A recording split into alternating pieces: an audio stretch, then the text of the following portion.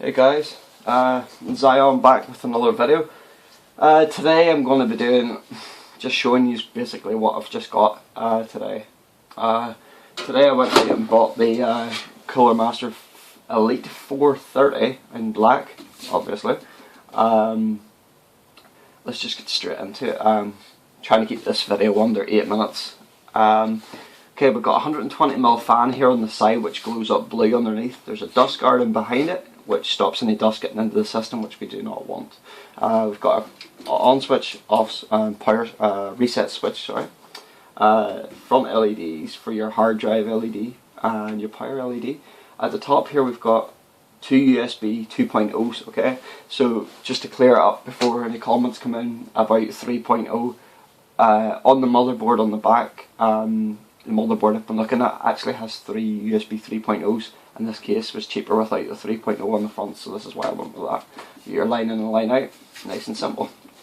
Okay, so we've got three 5.25 inch drive bays.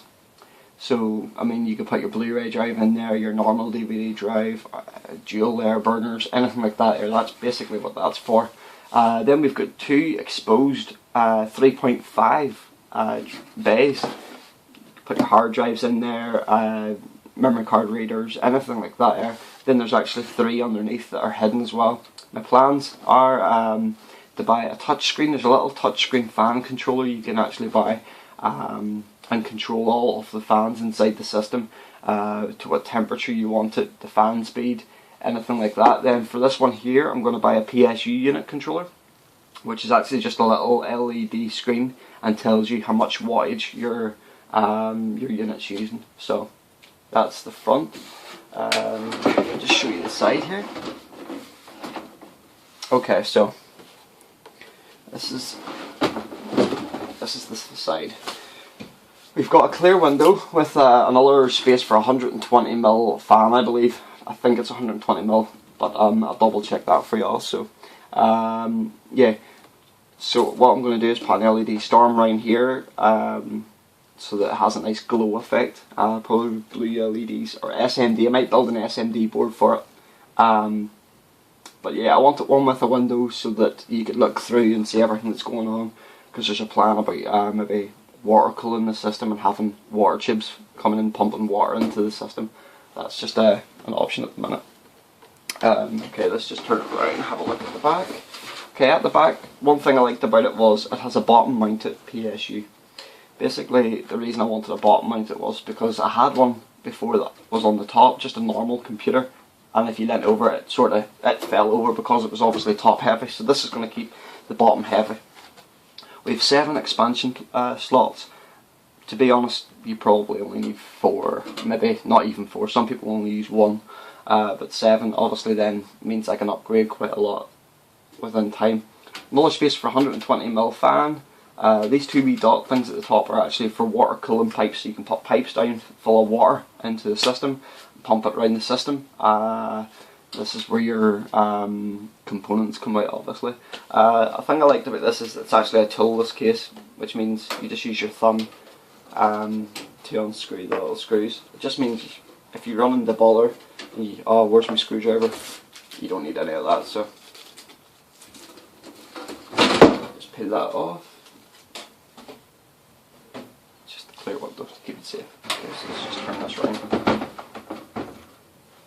Okay guys, so obviously it's quite a big bay. It's a MIDI tower so it's quite a big unit.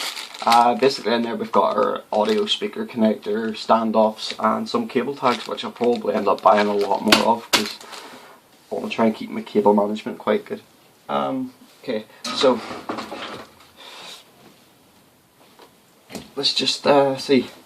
Down here, okay, we've got, here's a little cable, I believe that is our fan. Yeah, that's our fan. There's a 120mm fan here, like I said, that shines out to the front. There's blue LEDs.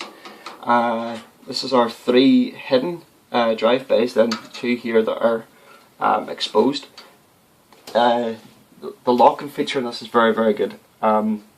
Usually what happened is you put your drive in and you screw the screws in. Sometimes you got it too tight, couldn't get it out, and you ran into bollers, and maybe not so much nowadays, but in the old days people would have screwed them too tight and actually ruined the hard drives, whatever happened to be.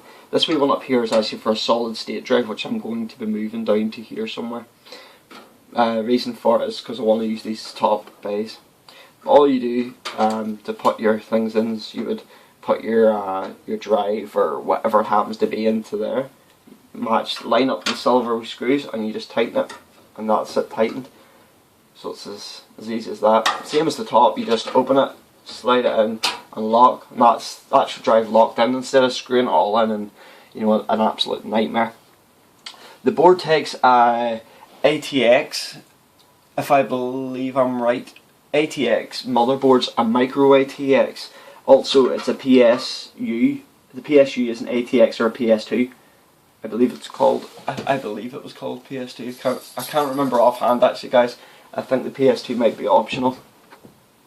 On the bottom here, we've got two fan mounts too. Probably put underneath there. You can put one here, and this one here will be for the power supply, obviously.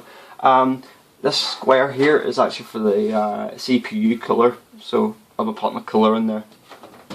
We've also got two holes at the top. Now the idea for the top is actually for water cooling. What will happen is I'm going to buy a water cooler, run the pipes in where I showed you there, put a water mount here onto the CPU and pump water in around the CPU to keep it cool, and I might possibly put one around the hard drive area with a fan blowing in. The reason there's so many fan slots in this basically is because vacuuming, which I'm going to do. So say you want this one breathing in, you know, and the two bottom ones breathing in. You're going to say, well, where's all the dust going if everyone's breathing in? Well, there's fan slots here at the top. If I don't use these for water cooling, I'll put two fans here blowing out, so which means what's coming in is going straight out. Or if I do water cooling, I'll make one of these, like the back one, blow out, and then I'll put a dust guard on the back. But I think that's about everything I needed to tell you guys. If anybody needs to know any information about the case, just give me a shout. I've heard cable management can be quite tough and tricky with this case, but I've got my own plan where I can run the cables around the back. I'm going to cable tag it all down. But I hope you enjoyed the video, guys. I'm going to be making a series and keeping you up to date with my build. So basically it's going to be teaching you how to build a computer, more or less. Not only that, it's showing you my progress. So that's everything, guys. Thank you.